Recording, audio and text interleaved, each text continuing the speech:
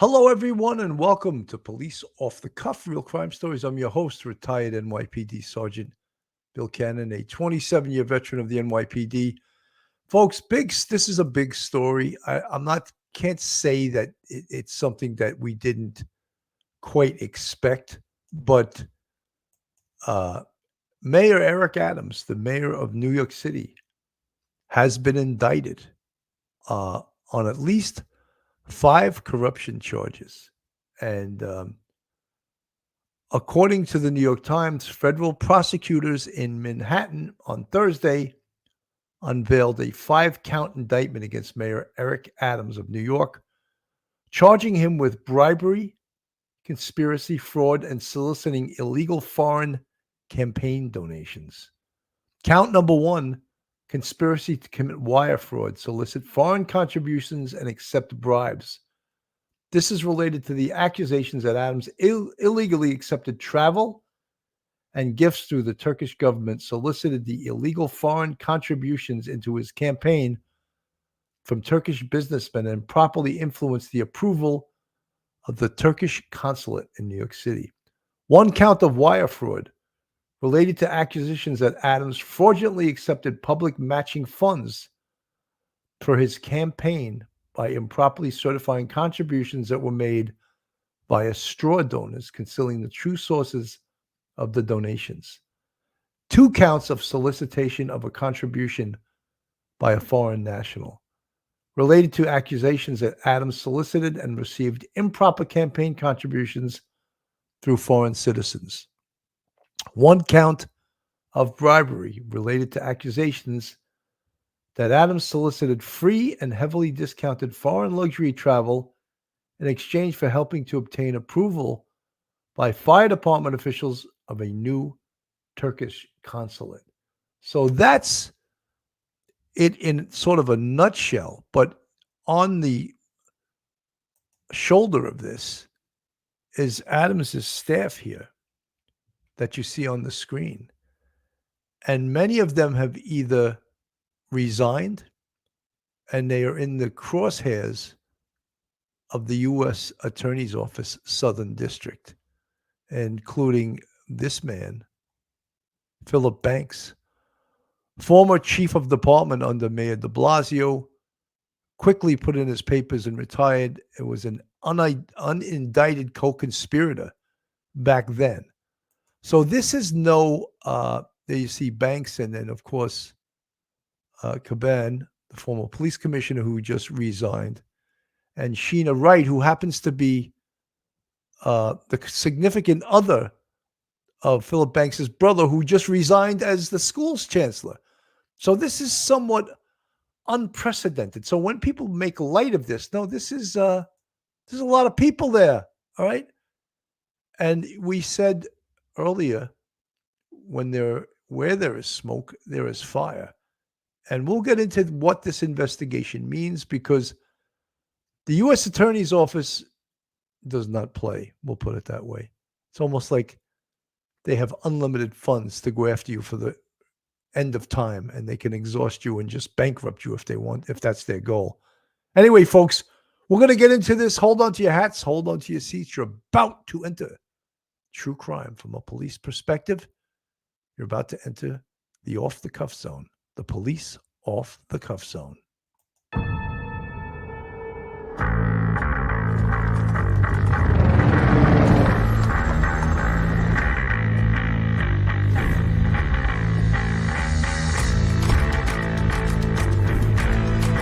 There has to be some common sense.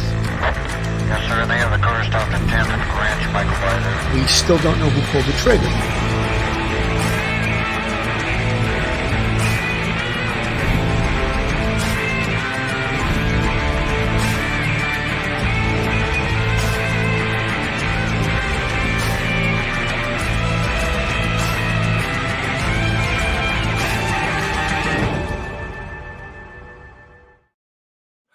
Joining me today to bring you this unprecedented story is retired NYPD Sergeant, Professor of Criminal Justice at Albertus Magnus College in Connecticut, attorney and all-round nice guy. Welcome to the show, Professor Michael Geary. Welcome, Mike.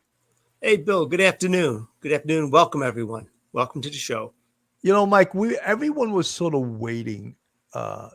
Something was going on, and months ago, the FBI confronted Eric Adams' security crew on the street when he Right. was in his big SUV, and they identified themselves as FBI, and they said, "Gentlemen and ladies, stand down. We need to speak to the mayor." And they went and had a meeting with the mayor inside his SUV, and during that meeting showed him search warrants for all his electronic devices and took them off him right inside. I've never heard of a sort of a warrant hit that way ever. And so that was sort of unprecedented, but you knew when that happened, something was going down, Mike. Oh, yeah. By the time they did that, they had already been working on Adams and looking and investigating him for probably well over a year at that point. But that was the when it became public. And that is really unprecedented because they stopped him like in the street. They surrounded him. It was really sad and upsetting that they would do this, but they were acting as if they were going down to do a search warrant on someone in the mob. You overpower them with personnel, you surround them, and then you do the execution of the warrant. That was insane. And that everybody knew at that point there was something going to happen. I was thinking probably this spring something would happen. Other guys were like, oh, probably before Christmas. And sure enough, it happened. And so that was, by the time they did that, they already knew what they were doing, where they were going, where this was going to end. They got other people's electronic devices beforehand, and then they got his. That is really unprecedented. Mike, in any political organization, whether it's Democrats, Republicans, Independent, to the victor go the spoils. That's right. And what that means is whoever gets elected gets to appoint whatever jobs that he wants to friends, family, cousins, whoever. And sometimes the people appointed aren't the greatest people for the job, but it's based on the friendship. We used to call it a contract appointment. Yeah, Right. He's a contract of so-and-so.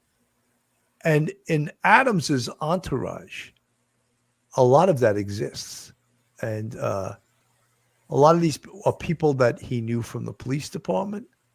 A lot of these are people that he knew for different line organizations. Don't forget, Eric Adams was an NYPD police captain, but he was also in charge of the Guardians Association. That's right. Which was the organization for black officers and black male and female officers in the NYPD. He was also started a group called 100 Blacks in Law Enforcement Who Care. And this is when he was on the police department. He was basically, he was an activist, even as a cop, which is against everything the patrol guide says you're allowed to do. But somehow he got away with that. So many of the people that he appointed to these positions were people that he came up through the NYPD. For example, Anthony Miranda, who is now the sheriff, who's also got some problems, I understand. He was in charge of the Latino Officers Association. So you could see the connections that have gone through Eric Adams's career. And he, as I said, he appointed a lot of these folks to high positions. This is a historic and remarkable case title naming the first mayor in modern New York City history to be criminally charged while in office, only 3 years after he was elected to City Hall. Often a criminal indictment is written like a story. Here, federal prosecutors describe the main character in this case, Eric Adams, and start to set a scene before describing the specifics of a criminal conspiracy of which he was a member.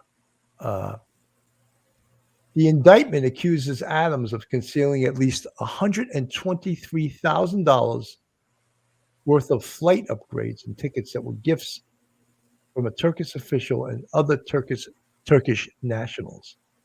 He did not report any of these gifts on his annual disclosure form. Adams' love of travel is well known, and he has often spoken of all the international destinations he has visited going back to his time as a state senator. Reporters have often questioned how these trips were paid for, and now prosecutors are saying saying some of them, along with free meals and hotel rooms, were given to him as bribes. That answers a big question raised by the investigation. How did Turkish officials and other Turkish nationals benefit from having a close relationship with the New York City mayor? This is one of many examples cited through the indictment. So as we reported before, the indictment from the U.S. Attorney's Office is 57 pages long. So there is a lot there, Mike. This is not some, took a free cup of coffee, we used to say as cops, or he was wearing white socks. This is some real serious stuff. Your thought? Yeah. Some of the stuff goes back to, I'm looking 2016, maybe in 2015. So they're talking 8 years at least that they were noticing this guy. He was on the FBI's radar, and they found out that he was soliciting, money and when he was Brooklyn Borough President, and there was a Turkish community. He made friends with the Turkish community leaders. They put him in contact with other people. He would, offer to do favors. In return, they would give money, but they couldn't give money over a certain amount. Or if they were foreign national citizens, they couldn't do it unless it went through a person with a green card or some other person. So they'd have their employees give money. And for every dollar that he got from these companies, for every dollar, say they wanted to give him $25,000, and they would make it small donations through individuals. So he would launder them money through individuals,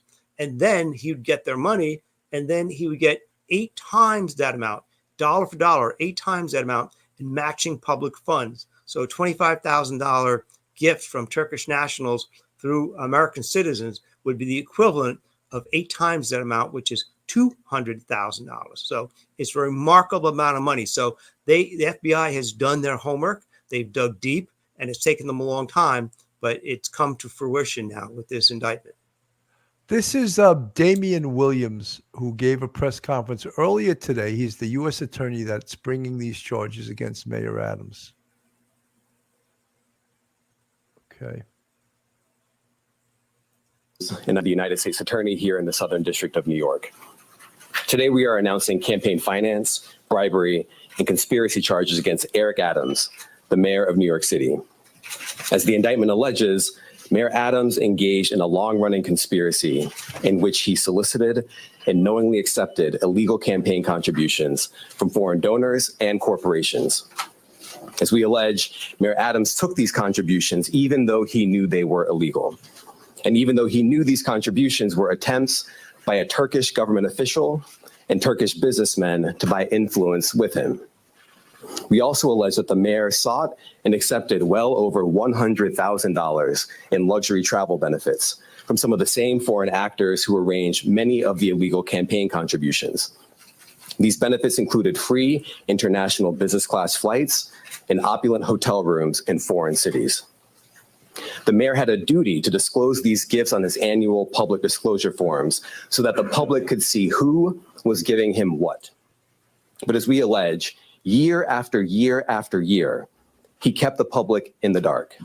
He told the public he received no gifts, even though he was secretly being showered with them. We allege that Adams accepted these benefits knowing that they were given to him because of his position. And in exchange for some of those improper benefits, he intervened in the New York City Fire Department's inspection process for a building owned and operated by the Turkish government, allowing it to open even though it had not passed the fire inspection. The corruption alleged in the indictment is, as I said, long-running. As we allege in the indictment, Adams' solicitation of illegal campaign contributions began in 2018. After he started raising funds for his 2021 mayoral campaign, he agreed to take contributions offered by multiple Turkish businessmen, several of whom he met in Turkey. Adams knew that these wealthy individuals could not legally donate in a U.S. election. Federal law clearly prohibits foreign donations. That's how we protect our elections from foreign influence. Yet Adams directed his staff to pursue this illegal money to support his campaign for mayor. And as we allege, Adams continued to pursue foreign money in secret well into 2021. And it didn't stop with his first campaign for mayor. As we allege, in 2023, the mayor rekindled these corrupt relationships, seeking more illegal campaign contributions from some of the same foreign sources to support his reelection campaign. Adams also took contributions that broke other laws. As we allege, he sought contributions from businessmen far in excess of what the law allowed. He also allegedly sought contributions from corporations, which are not allowed to contribute at all in New York City elections. Many of those illegal corporate contributions were organized by the same people who organized the illegal foreign contributions. And Adams allegedly disguised them all in the same way by accepting the money through so-called straw donors.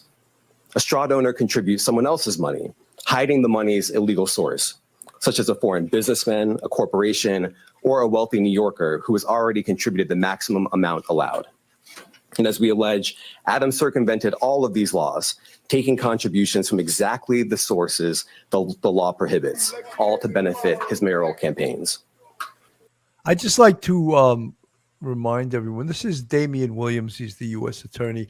Eric Adams, of course, has a presumption of innocence. He's innocent till proven guilty, just like anyone else in this country who is charged.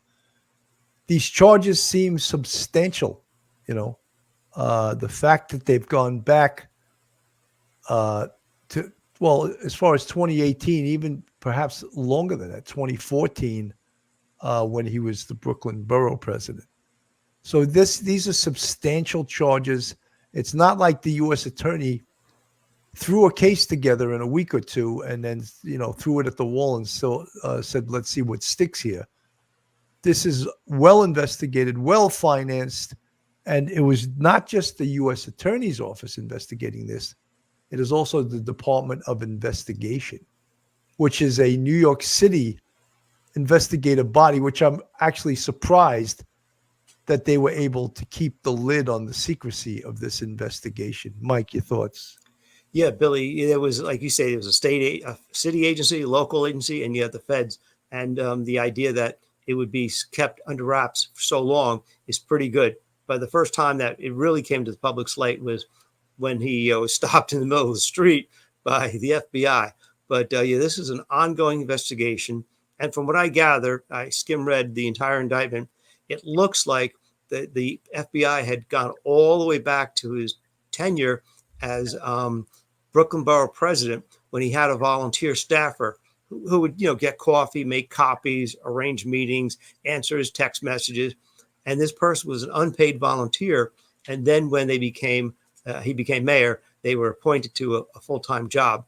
So I'm thinking that the leak came from that unknown, unnamed staffer or staffers, because several were involved, who may have, you know, been talked to by the FBI and started to say, you know what, I got to save my skin, you know, and they probably searched their phone, searched their laptops, and, you know, did that. And that's how it started from the ground on up, and they worked their way up to him.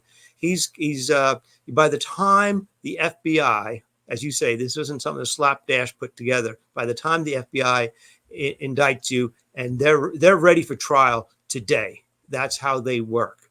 And so therefore, they've got a lot of electronic information, records, business records, you know, things like that. So he'll have a very difficult time trying to counter, you know, the allegations. He'll get his day in court, and it's going to be the problem for the people of the city of New York is, you know, he's the mayor of New York, and, you know, you got the mayor has to be able to function. Can he, you know, defend himself in court while being mayor, or will he resign and face the charges? We don't know, but it's going to be a quite interesting and long trial. You know, Mike, one of the things that amazes me about this case is that, like, right here on the screen, you're seeing these are the Banks brothers. Right. To the right is Philip Banks. He was a former chief of department under de Blasio. He had some problems under de Blasio where the FBI wanted to speak to him. He didn't cooperate, and he lawyered up, and they called him the unindicted co-conspirator. In the middle is his brother, another brother of his who had a private company that was being awarded New York City contracts. That's a little fugazi. And of course, on the left is the school chancellor who just resigned a couple of days ago. So when we use the term where there's smoke, there's fire. Well, if there's no fire, why are all these people resigning?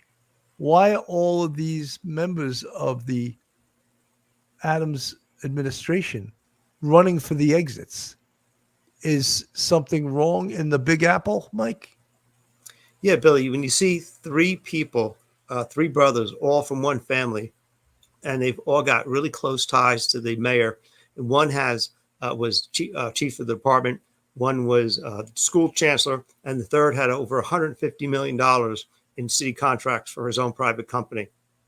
That's nepotism. That's the definition of nepotism. You look up the word nepotism in the dictionary and you'll see it. Now, not to say this stuff doesn't go on in many varying degrees, state and local level, and even on the federal level in America, but it does, sure, because as you say, to the victor goes the spoils. But one thing you want from a mayor, if they appoint friends and things like that, is you want there to be competency in City Hall. Get the streets cleaned, get the snow removed, get the crime down, get the fires under control, get the subways working, the buses working, the school chancellor has to get the schools running. If you don't have that competency and it starts, and it looks like all you're doing is appointing people based on nepotism, then people begin to, lose faith in the system. And so this is what you see. Suddenly everybody's resigning and the public's left wondering, who's in charge now? Who's the next person that they're going to pick to run this agency or that agency? It really destroys the voting public's confidence, whatever confidence they have left. It destroys their confidence in city government or state government or federal government. And that's the sad part, is because who loses big time is the people of the city of New York. Mike, first of all, in the case of Philip Banks, who's all the way to the right, it's been reported that he had his own private company that took $156 million in city contracts. That's not good. Okay, you're a deputy mayor. That is corruption personified. What are you doing? I'm sure the law says you cannot do business in the city when you're with the city in a private company, when you're one of the movers and shakers and in a position that could potentially steer business to your company. I mean, I think it's a conflict of interest. Yeah. I mean, it's corruption 101. Yeah. And apparently his brother, I don't know if it's the same company because I don't want to speak out of school, but he was a consultant that was getting big money referred to him by the city. Again, that does not look good. Something is rotten in Denmark, except it's not Denmark, it's New York City. Right. Billy, everybody knows, and we all knew from the day you joined the police department, there's something called conflict of interest. And every year, the mayor and everybody in the administration has to fill out a form. If you've been given, I think, more than $50 worth of goods in a calendar year, you have to report that. If not, you have to. If you haven't, that's fine. You say no, I haven't. If you have received anything worth over $50, you have to explain yourself. Was it a dinner with someone? Did somebody buy something for you? What? You have to explain it. All Adams did was deny it. There was never any follow-up. And, perhaps the Department of Investigation, the DOI in New York City, was asleep at the switch. Maybe they took everything at face value. But certainly the FBI was on to Adams for a while. So each and every time he said no, that he did not receive any sort of benefit from any outside entity that may be a conflict of interest, he committed perjury right there, and because you swear to that document. So you're preferring a falsified instrument. That's also a crime under New York state law. So he's got his work cut out for him going forward. And, that he'll be spending a lot of time working on his defense. And I hope he does the right thing in terms of the people of the city of New York, because they deserve a full-time mayor. Mike, I'm going to put these are the picture of two FDNY fire chiefs, and their names are Anthony Saccavino and Brian Cordasco. And they were in charge of like the FDNY safety unit, which certified buildings as being safe from a fire perspective for occupation. And one of the big corruption allegations in this case is that, first of all, these two have already been arrested. They took reportedly $190,000 in bribes over a 2-year period.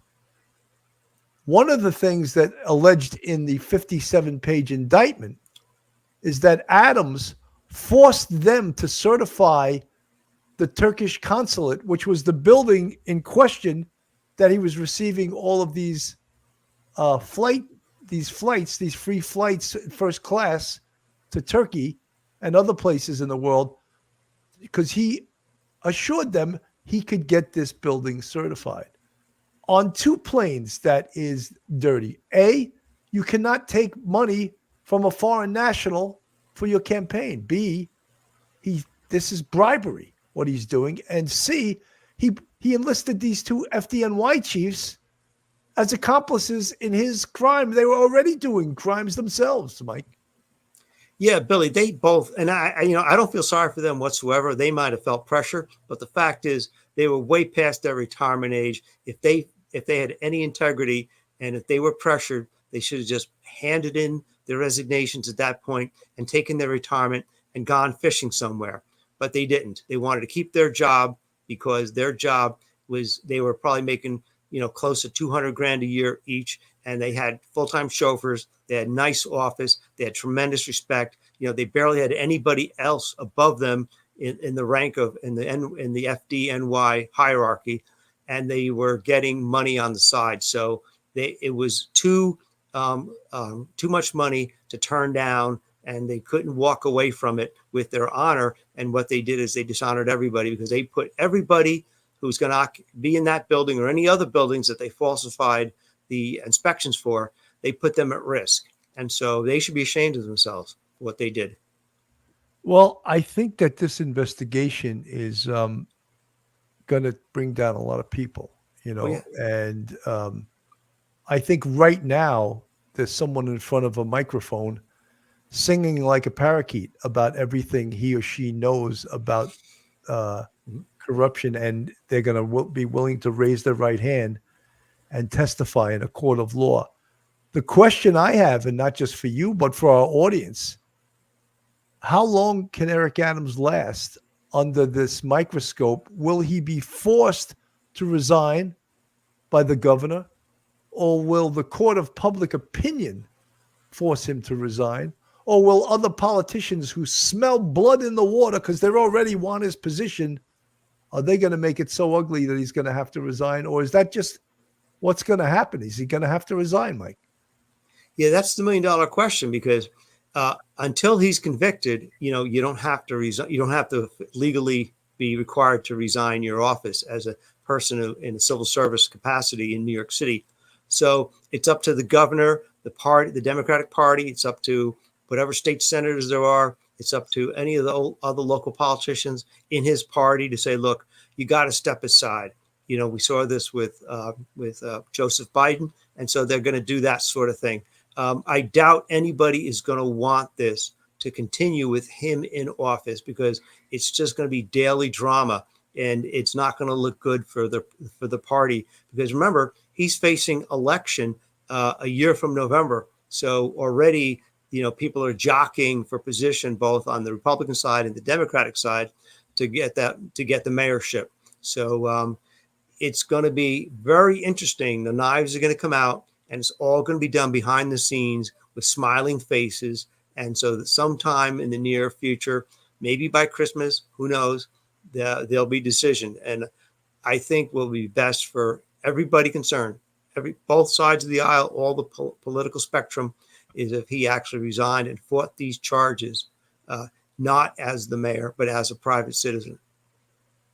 You know, Mike, just about a couple of weeks ago, this man, Thomas Donlin, a former FBI agent, apparently a man who is beyond reproach as far as being an honest man. He was in an office for a week, and the FBI executed a warrant on his home. And you could see this man, who apparently is, you know, from everything we hear from people that know him, people that worked with him, he was really upset about this, that he has nothing to do with this. And apparently they were looking for some documents that some top secret documents that were in his house for like 20 years or so. And I don't know what the feds, what their aim was in something like this, but are they really trying to tie him, a brand new police commissioner with a week on the job when this happened? Are they going to try to tie him to this whole big corruption conspiracy here? Yeah, I don't know, because it is kind of weird when you read about Donlin there. It looks like he came from the FBI and he goes over to the NYPD as commissioner, and that's a great, you know, transfer for anybody. That's a really nice way to end your career as you're getting older, and so it's a good assignment. And within a week, boom, they execute a warrant. But I think it has everything to do with his handling of sensitive documents that he should have kept in his office or something like that. You know, if this sounds familiar, then you know, from the federal level, yeah, it's the same thing. You know, he didn't turn over the documents back. He didn't refile them. He kept them with him. Maybe he was going to write a book. Who knows? Maybe it was just an overlook. But apparently his old buddies in the FBI decided to do this to him. I don't think they're looking to tie it to Adams because he was only there for like a week. So I don't think anybody would really kind of figure that he was one of Adams's buddies, because he was in the FBI. But I think it's probably coincidental at this point. But, you know, granted, it looks even worse for Adams. But I don't think Adams had anything to do with this one. You know, Mike, as with Governor Cuomo, who we knew he had 10 or 11 sexual harassment allegations, and he said, "I will not resign." You know, 2 days later, he was resigning. Right. So Adams may be singing that same song, but apparently the pressure gets so intense at the top there, like, you got to step down. You're destroying this city. You cannot do your job. How long can he last with that? And at some point, will Governor Kathy Hochul call him in and say, "Listen, if you don't resign voluntarily, I'm going to force you to resign. I'm going to make you." And that would be very embarrassing, right? If a governor called him in, which he has the power to do, and says, "You're getting removed." And one of the things is that if he does get removed as mayor, I believe the man next in line is a public advocate by the name of Jumaane Williams. That's correct. And then within 80 days, there has to be an election. So that will cause a great deal of upheaval in city government as we know it. Folks, this is Police Off the Cuff, real crime stories. If you like real crime, true crime from a police perspective, give us a thumbs up. Ring that bell. Just hit the subscribe button right on the screen. If you want to contribute to us financially, we have a Patreon with 4 different levels. And we also have a YouTube channel membership with Count on 5 different levels. We appreciate all our friends, our fans who are part of the Police Off the Cuff family. So Adams is not going down gently.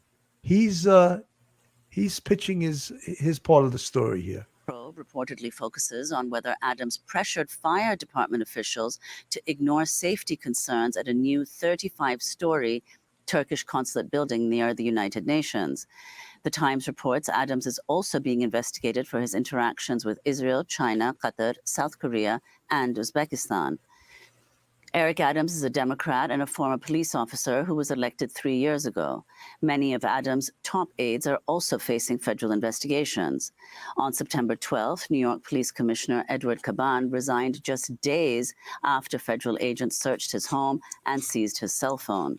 Mayor Adams' top attorney, Lisa Zornberg, abruptly resigned on September 14th. She reportedly stepped down after Adams refused to fire a number of top aides being investigated. New York City Schools Chancellor David Banks has also announced he'll soon resign. He made the announcement after federal agents seized his phone as well as devices of several people close to him, including his partner, Sheena Wright, who serves as first deputy mayor, and Banks' brother, Phil Banks, who serves as deputy mayor of New York City for public safety, in charge of the police and fire department. Federal agents also searched the home of their brother, Terrence Banks, who works as a consultant and had contracts worth millions of dollars with the city. Mike, right there is Yeah. Right. everything that is wrong in government. There's 4 people related to each other in one way or another. 3 brothers, and one is the brother who is the school's chancellor, his significant other. And 2 of them are deputy mayors. Huge power, huge power.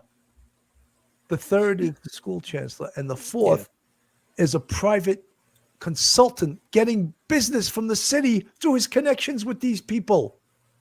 Mike, that is the dirty. It's so dirty, it's beyond dirty. And people realize this stuff has gone on some degrees in, villages, towns, counties, cities, large and small in the United States, on the state level, on the federal level. Yeah, absolute power corrupts absolutely. And this is a great example of it. With Adams, unfortunately for everybody, it was more blatant abuse of power than maybe in other places. But he's got his work cut out for him. And it's going to be a while before this mess gets sorted out. If the feds are maybe even if the feds go to his attorney and say, look, we got him on all of this Turkish information and we've indicted him. Here's all of these 5 different indictments. Now, if you really want to contest this, we'll just start looking at all of his other things, all of his dealings with Israel and other places that he visited while he was mayor, when he should have been doing local stuff. He was out and about. So what other businessmen from other countries, did he take money from? And so they could just say to him, look, you're facing these 5 indictments, or maybe you're going to be facing 25 indictments next year, because we have plenty of time. So I think that, he'll get the message, and hopefully this will end faster than you would expect, because he's going to start by saying, we're fighting this, we're fighting this, we're fighting this. He even said at his press conference, I'm looking forward to going to court. Any criminal defendant or any criminal defense attorney that tells you that they are looking forward to facing a trial in criminal court is lying. Nobody wants to do that. Everybody wants to get whatever legal problems they have, done as fast as possible with the least amount of punishment possible. So I think he's got a huge backlog of cases that may come down upon him by the FBI. And it would probably behoove everybody if he went out quietly, as honorably as he could, and we could have an election. It's going to be really unprecedented in New York City to do this, but I think it would be the best thing for everybody concerned. I think you're right. Let me get back onto the screen. We'll get through Federal authorities have also subpoenaed the mayor's director of asylum seeker operations, Molly Schaefer. On Wednesday night, Eric Adams released a video vowing to stay in office and fight the charges. My fellow New Yorkers, it is now my belief that the federal government intends to charge me with crimes. If so, these charges will be entirely false, based on lies. But they would not be surprising.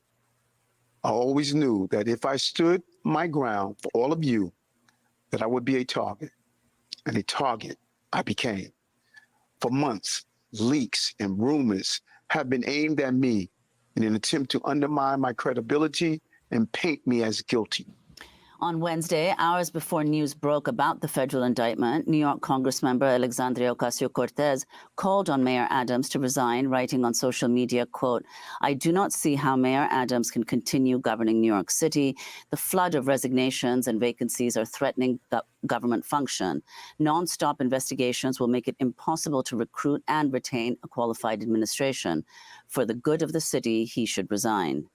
We're joined now by two guests. Tiffany Caban is the first member of the New York City Council to call for Adams to resign. She called for him to resign last week. She's a Democratic Socialist, former public defender.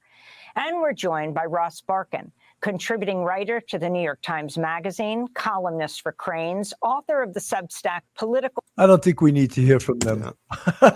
I'm No, not looking no. forward to listening We're to good. Caban, It's like, but, Eric Adams is somewhat, not somewhat, he's defiant, almost as if he's the aggrieved party here. He's the one, they're going after him, and he's standing tall and strong for the city.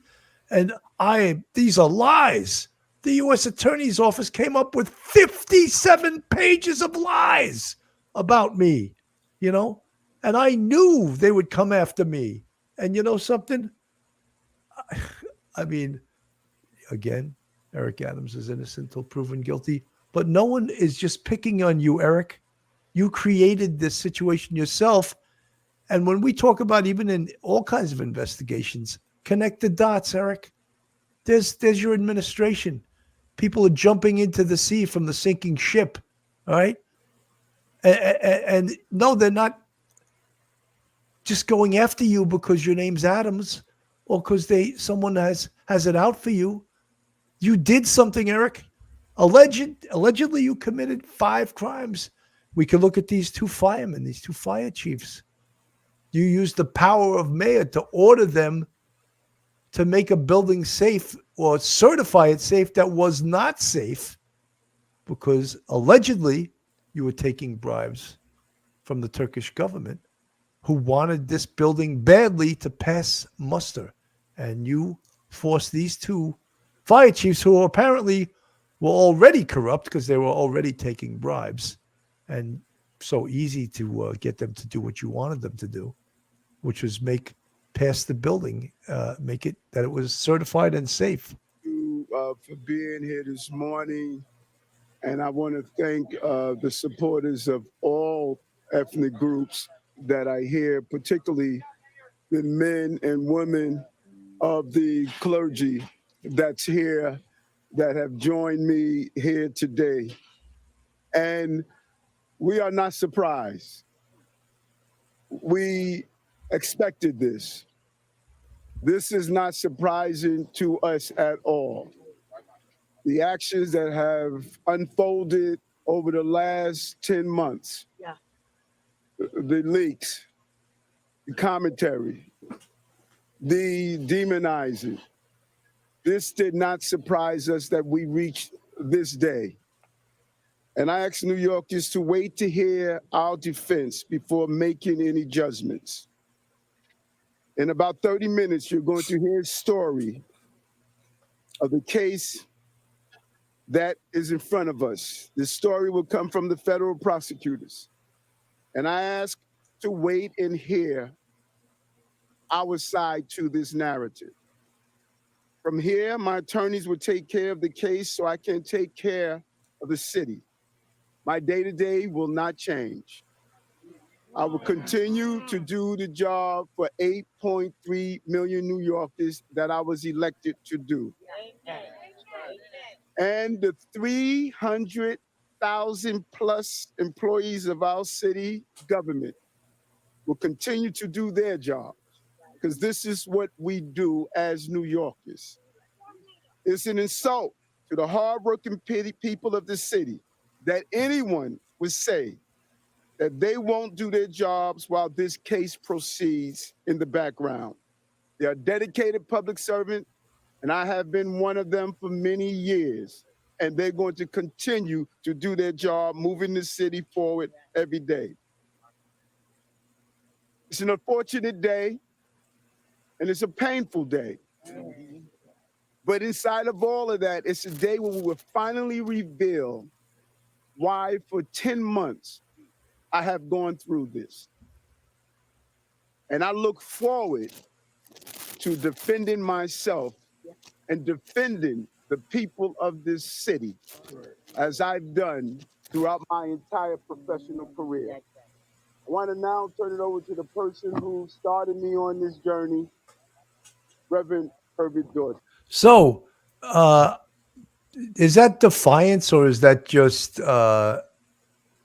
What is that, Mike? What is that? Because he's sort of making himself out to be the victim, and he's surrounding himself with his supporters. Well, obviously, you're not going to surround yourself with people that don't like you, but this is on the back of the press conference with the U.S. attorney mentioning his 57-page indictment.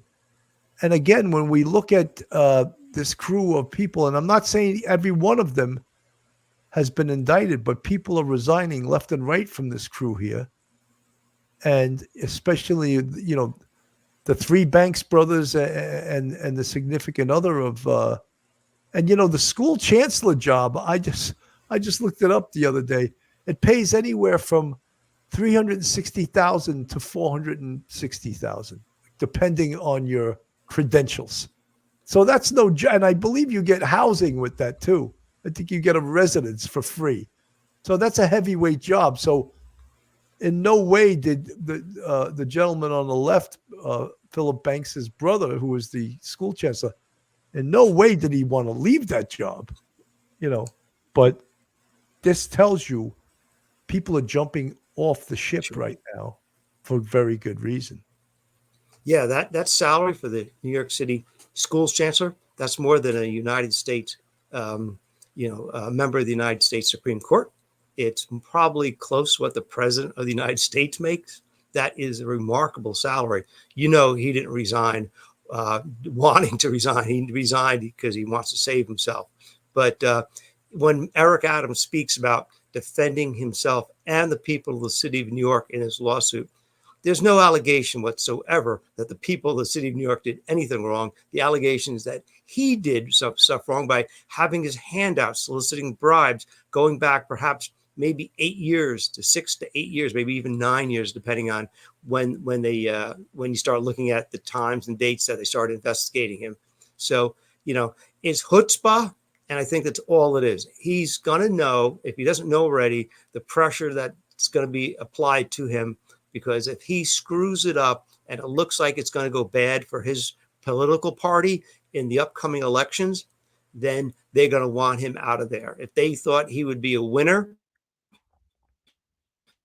and this is all just a bunch of overreaching by the federal government and the FBI, they'd want him to stay and fight. So it'll be interesting. And maybe in a couple of weeks, we'll get our answer. But right now, it's all just chutzpah for the cameras and nothing more.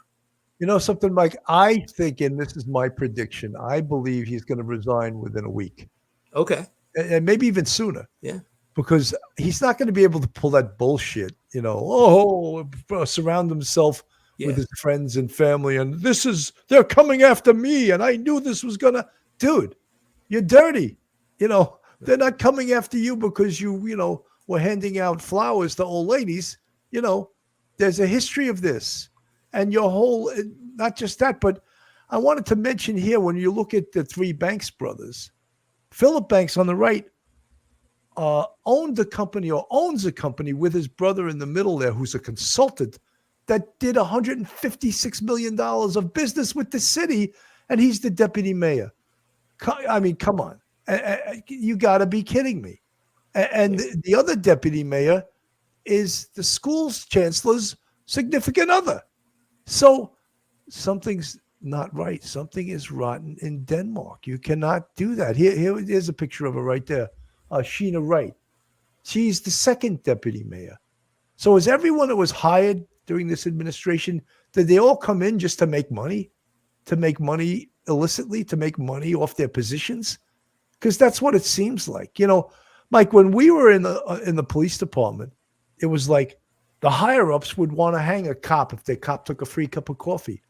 Oh But yeah. meanwhile, they're eating at steakhouses and going to all these events where they never their wallets all had moths. The Right. moths ate their wallets because they never reached for them. Yeah, So they went to places that we couldn't go to that were actually off limits to us. Commissioner Bratton would go to those places, those steakhouses. They threatened us. I remember about getting free coffee if you're walking a foot post. Should you take a free cup of coffee if somebody gives you a free cup of coffee? It's absolutely ridiculous. There's different spanks for different ranks, and you see that in the NYPD. And at this level, where they were, there's no spanking going on whatsoever. It's acceptance, and that's a sad part because the people like that work in uniform, like you and me and Phil and all these other guys and ladies, trying to actually arrest people and do your job out in the street. You're worried over an allegation that you got a free hot dog, and these people are just taking whatever they've got in terms of their actual power and money and benefits. They're also taking on top of it. At some point, it becomes way too much. It's absolute power corrupting. Absolutely. There are rules for, you and me, and then there's separate rules for them. It's scary.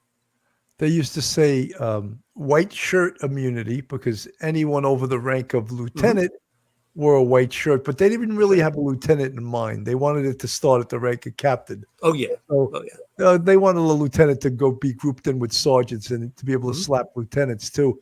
But white shirt immunity was for those over the rank of captain pretty much. And then there was something I heard one time when I parked in the parking spot of a chief. Oh, and God. he just I remember repeated those. to me, RHIP, as he dressed me down. And I was like, what the hell does that mean? And then someone told me, rank has its privileges. Don't ever park in my spot again. Yes, Chief, I won't. I'll remember never to do that, So let me just go back to the U.S. attorney for his press conference. The indictment. Adams solicited and accepted over $100,000 in luxury travel benefits for years from wealthy Turkish business people and at least one Turkish government official seeking to gain influence over him. Adams started accepting undisclosed luxury travel benefits at least as early as 2016. He took these benefits nearly every year through 2021. Here are some of the benefits that we uncovered during our investigation.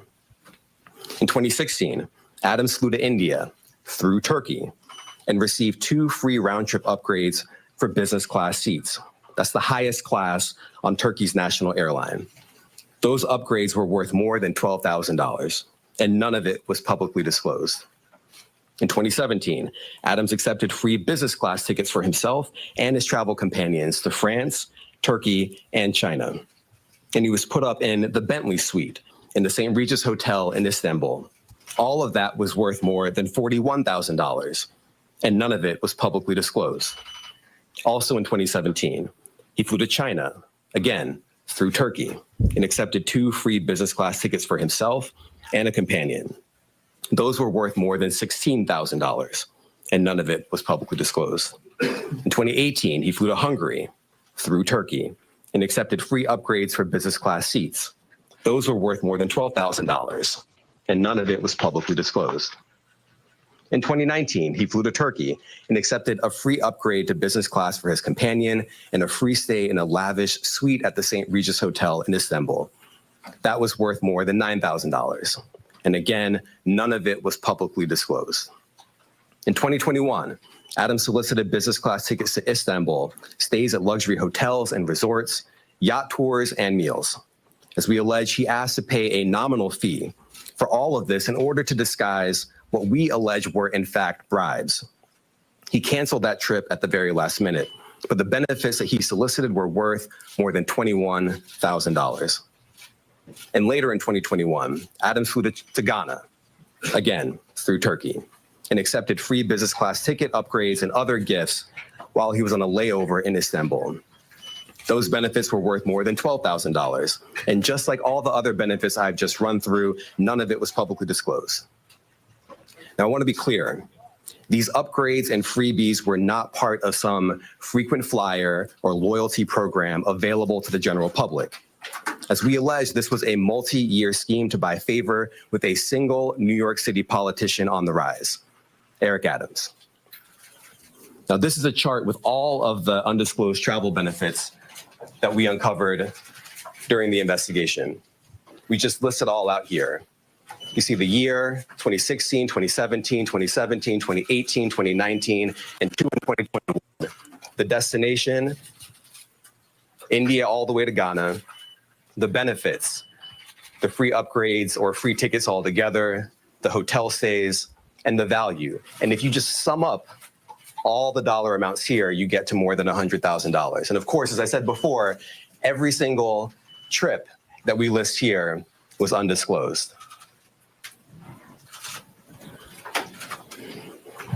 As we allege in the indictment, in addition to not disclosing these benefits, Adams sometimes created fake paper trails to try to cover up the travel benefits he solicited and received. Let me give you one example. Adams wrote emails to his staff suggesting he paid for his 2017 business class flights on the Turkish airline when, as we allege, he did not. Those flights were worth a lot of money. Just one ticket alone cost more than $10,000. But months after taking the flights, Adams wrote an email to a staff member and told the staff member that he had left cash in her desk drawer and that she should send the money to the Turkish airline to pay for a trip he had already taken. As the indictment makes clear, that's just a clumsy cover-up. Now, just because Adams received benefits for free, that doesn't mean that there weren't strings attached. As we allege, a particular Turkish government official behind many of the benefits Adams sought and accepted gave Adams all these things to gain influence over him. We allege that Adams knew that and took the benefits anyway. We allege that when the Turkish government official needed him, Adams also took corrupt official action in exchange for some of the luxury travel benefits. In 2021, the Turkish government official was trying to open a brand new high-rise building in Manhattan that would house Turkey's consulate. There was significant time pressure because the Turkish official desperately needed the building to be open in time for a visit from Turkey's president. This building was important to the Turkish official, and it was important to Turkey. But the FDNY's fire safety professionals wouldn't let the building open because the building hadn't passed an inspection. And not just that, some of the people at the FDNY thought the building had so many issues and defects that the building was not safe to occupy. So the Turkish official sent word to Adams that it was, quote, his turn, unquote, to support Turkey. And as we allege, Adams delivered and pressured the fire department to let the building open. The FDNY professionals were convinced that they would lose their jobs if they didn't back down. And so they did. They got out of the way and let the building open. The Turkish official got what he wanted. And as we explained in the indictment, just 4 days after Adams held up his end of the bargain, he went right back to soliciting more travel benefits from the Turkish airline. Now, I want to make 3 things crystal clear. First, the conduct alleged in the indictment, the foreign money, the corporate money, the bribery, the years of concealment, is a grave breach of the public's trust. Public office is a privilege. We allege that Mayor Adams abused that privilege and broke the law. Laws that are designed to ensure that officials like him serve the people, not the highest bidder, not a foreign bidder, and certainly not a foreign power. These are bright red lines, and we allege that the mayor crossed them again and again for years. That is the only reason we are here today. Second, this investigation continues. We continue to dig, and we will hold more people accountable. And I encourage anyone with information to come forward and to do so before it is too late. And third, the Southern District of New York remains committed to rooting out corruption without fear or favor and without regard to partisan politics. We are not focused on the right or the left.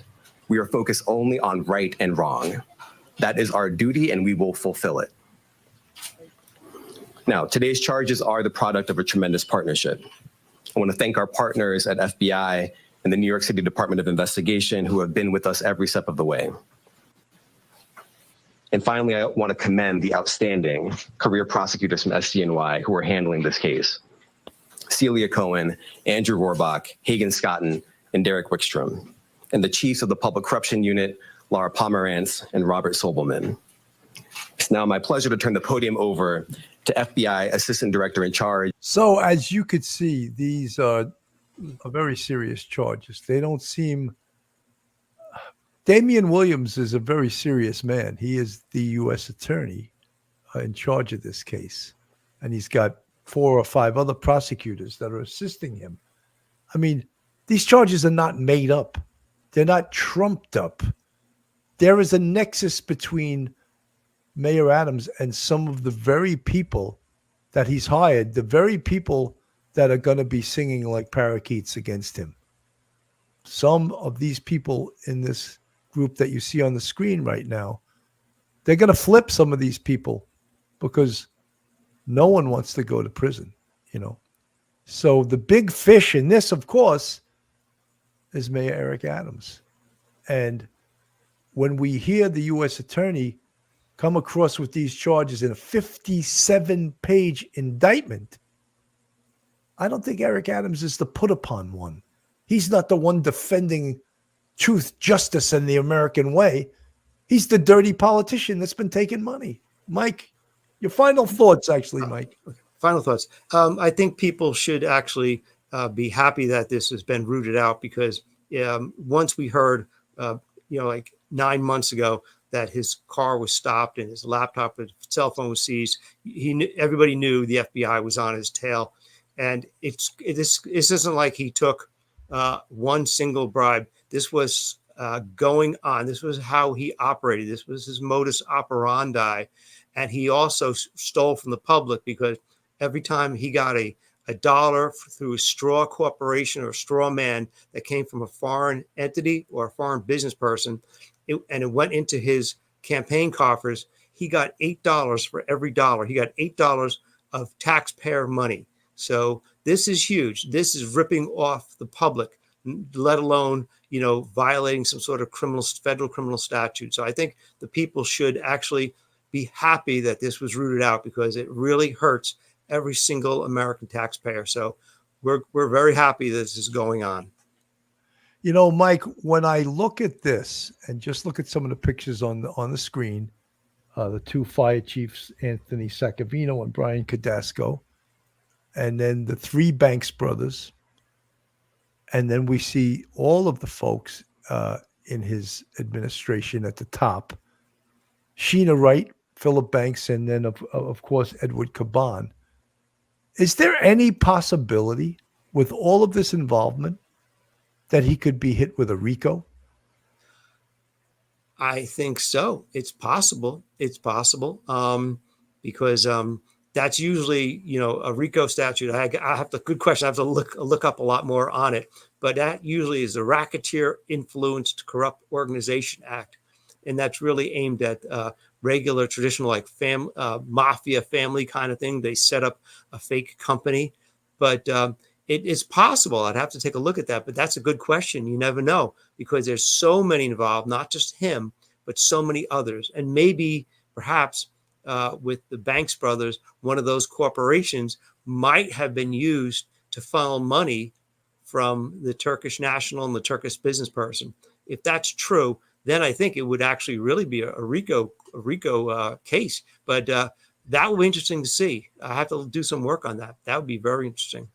Yeah, I mean, it's that could definitely be something the government uses to force compliance or force a plea.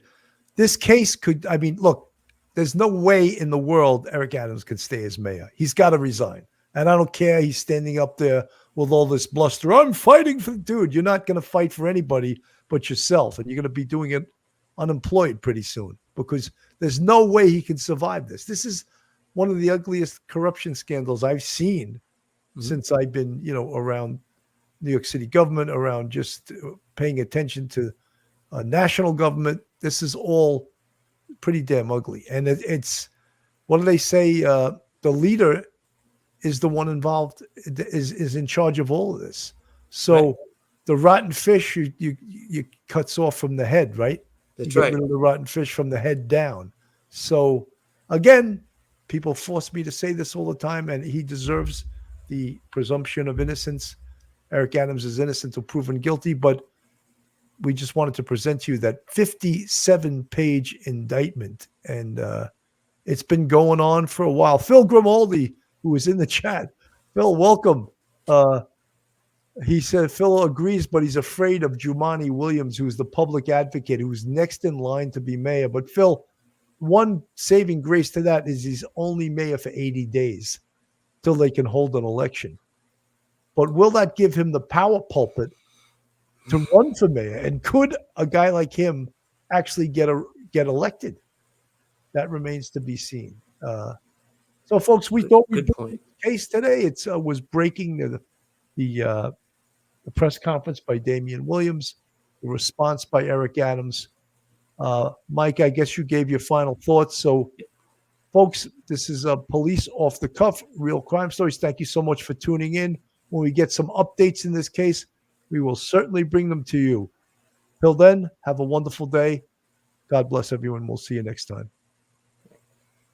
One episode just ain't enough.